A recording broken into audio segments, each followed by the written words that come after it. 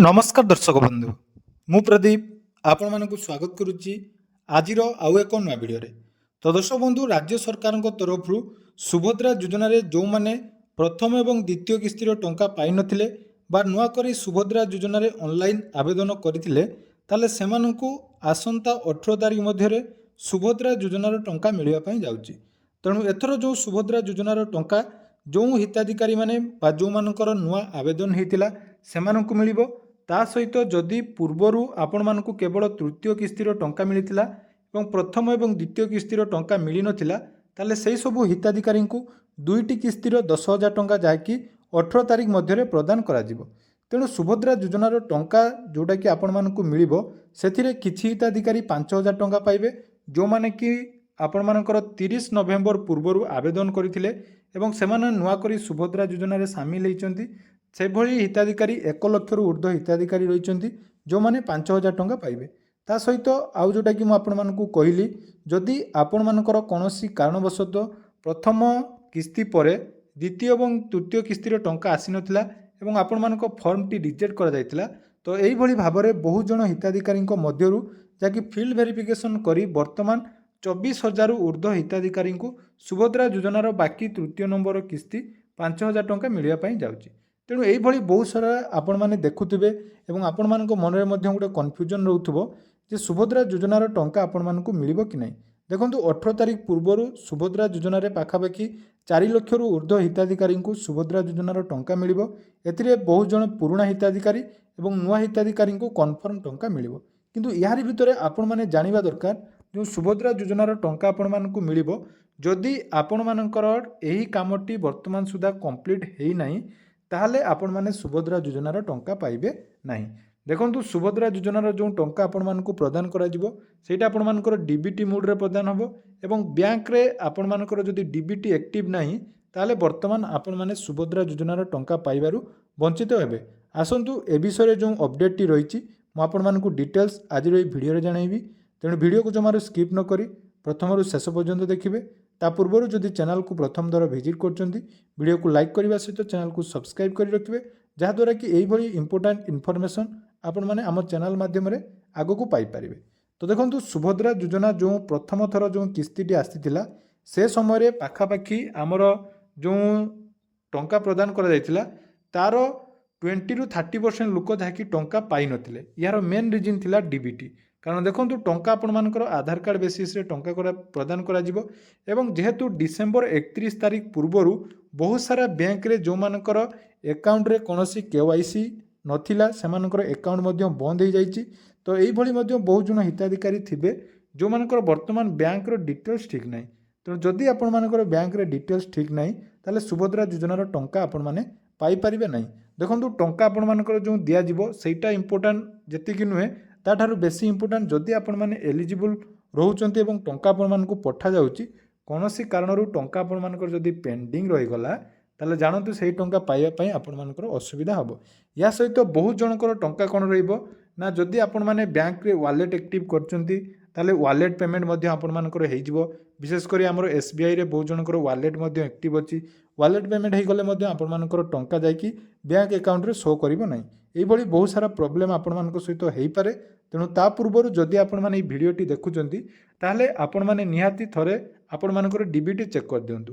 देखो सुभद्रा योजना को नहीं बहुत सारा भिडियो आपण माने देखुथिबे किंतु एई भिडियो टिके यूनिक रहिछि कारण देखंतु दीर्घ 2 वर्ष धरी जो मानकर टंका आसीछि तो तांकर विभिन्न समय विभिन्न प्रकार प्रॉब्लम तेणु सबु प्रॉब्लम रो सॉर्ट आउट आपण माने हम चैनल ले पाइचंती। जो माने पूर्वरु आपण मानकर जदि रिजेक्ट हो जाइतिला बा ऑप्ट आउट कथा कहतु से समय सबु बेले मु आपण मानक सहित वीडियो शेयर करछि।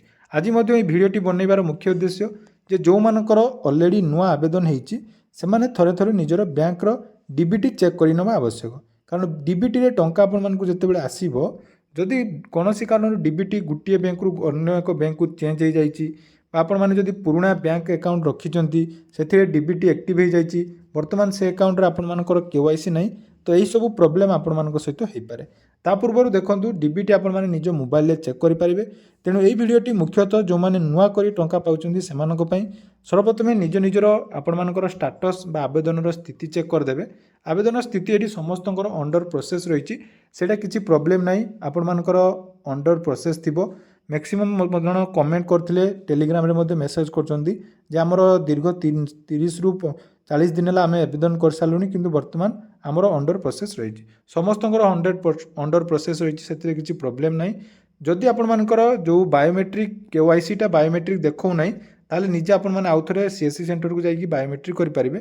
तेणु ए आसतु केमी आपर चेक करेंगे निजर डीबीटी चेक करेंगे से विषय जाना।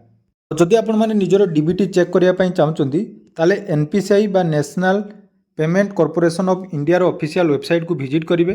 डिस्क्रिप्शन यार लिंक आपको देदेवी। तापर देखो ये गोटे ऑप्शन रही कस्टमर तो से कस्टमर ऑप्शन आपण मैंने क्लिक करेंगे। तो जो कस्टमर ऑप्शन क्लिक कर देखो तौक स्क्रॉल करेंगे।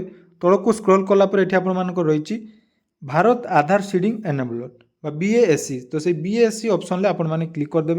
क्लिक कलापर देखो आपको रिडायरेक्ट कर जोटा कि एनपीसीआई रो पोर्टाल तो यही आपर निज निजर डीबीटी चेक करेंगे। देखो आपण ये भिडटी बनइबार मुख्य उद्देश्य मुझे जे टंका आपर जेबे मिलू ता पूर्वर आपण मैंने निज तरफ जो जो प्रोब्लेम टी रही तार सर्ट आउट निहाती करूँ। कारण डीबीटी रे बहुत जनकर देखिए मुझे आज भी कहीदेली 18 तारिख पूर्व जो टंका आसो तो से टंका आसला बेले आपण डीबीटी प्रोब्लेम बहुत जनक टंकाटी पेंडिंग रही। तेणु ये देखो डीबीटी चेक करने रही आधार मैप स्टाटस देखिपे आपण लेफ्ट साइड रे अच्छी आधार मैप स्टाटस तो सही ऑप्शन आपण मैंने क्लिक करदे। तो आधार मैप स्टाटस ऑप्शन क्लिक कलापर ये निजर आधार नंबर देवे। आधार नंबर देला आपण तले देखो रही कैप्चा कोड तो आधार नंबर और कैप्चा कोड आपण मैंने दे सारापर चेक स्टाटस जो ऑप्शन टी रही चेक स्टाटस ऑप्शन आपण मैंने क्लिक करदे। आपर आधार रजिस्टर मोबाइल नंबर जोटा अच्छी से मोबाइल नंबर को आपर गोटे 6 डिजिट ओटीपी आसो तो से ओटीपी आपण मैंने ये सबमिट करेंगे। ओटीपी सबमिट कलापर कन्फर्म ऑप्शन आपण मैंने क्लिक करदे। तो जो कन्फर्म ऑप्शन आपण मैंने क्लिक कर देखूँ आपर जोटा कि आधार मैप स्टाटस शो कर जो थे आपर कौन रही देखो एनेबल फॉर डीबीटी तापर रही कौन बैंक रही इंडिया पोस्ट पेमेंट बैंक। देखो यहीटा हूँ मोस्ट इंपोर्टाट आपर बर्तमान कौन बैंक में डीबीटी एक्टिव अच्छी थे चेक करनी।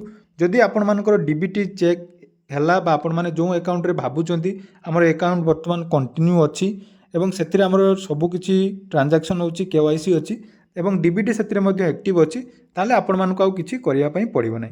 जदि एठी आपण मानकर कोनोसी गुटे अलगा बैंक शो कला बा पूर्वर आपण मानकर जदि गुटे बैंक थिला से बैंक रे डीबीटी एक्टिव थिला बोली आपण माने भाबुचंती बा ताकू वर्तमान जदि आपण माने चेंज कर देबे ताले मात्र आपण मानकर 3 रु 4 मिनिट मध्य रे गोटे प्रोसेस रही जो प्रोसेस रे आपण माने निजर डीबीटी चेंज कर पारे।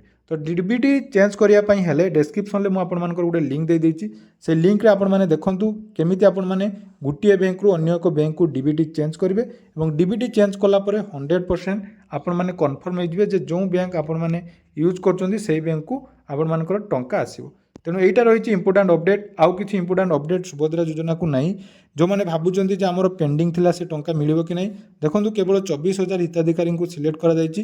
तेणु से 24,000 हिताधिकारी को केवल जहाँकि रिजेक्टर फील्ड वेरिफिकेशन हिसाब से टंका मिलिबो बाकी हिताधिकारी को टंका मिलिबो नहीं।